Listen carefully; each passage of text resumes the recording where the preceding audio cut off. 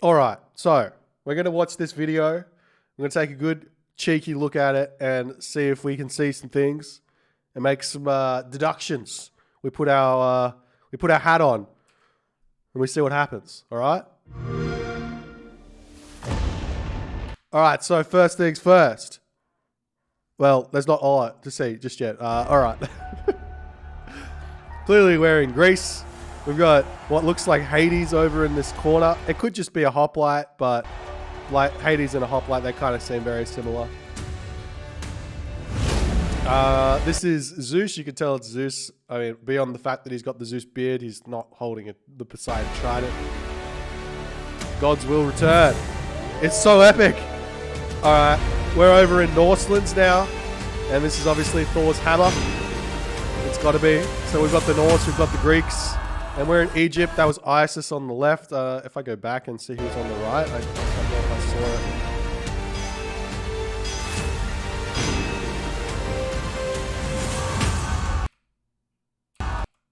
it. Is it Isis? No, maybe it's just a villager. Well, I mean, there's Anubis' dog or whatever in the front. But anyways, there's Primu. Feels great. Imagine forest fire here. True.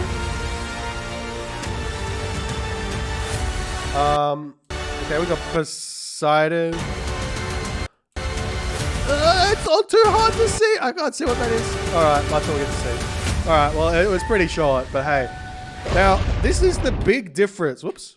This is the big difference between the Age of Empires definitive editions and what we're being told is called Age Mythology Retold.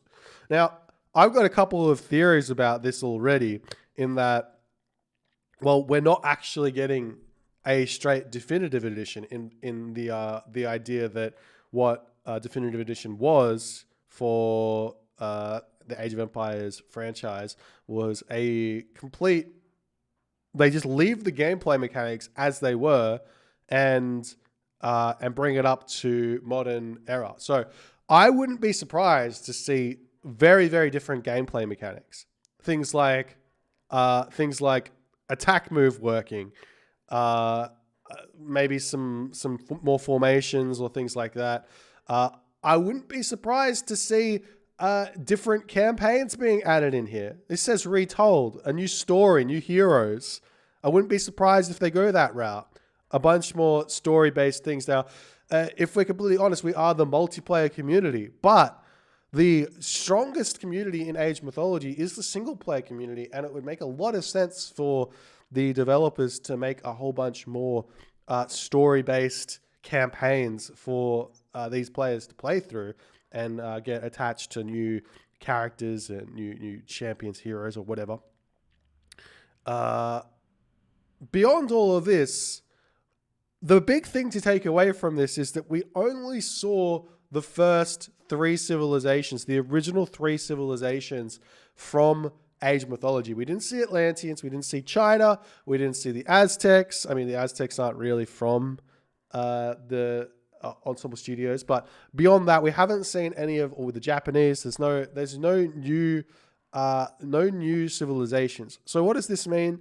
I would wager that in order to get this game out as fast as possible, what they're going to do is they're going to drop the first three civs on the release date, possibly next year in October would be my guess, and that the Atlantean civilization might get cut or released 6 months later.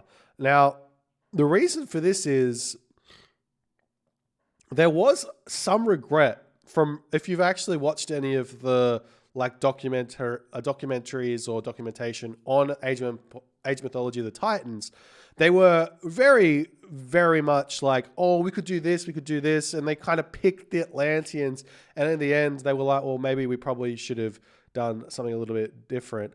So I wouldn't be surprised if they take the game completely different direction for the first DLC that they want to release in Retold. So who knows where that's going to happen. Leave your predictions in the comment section, and I'm excited.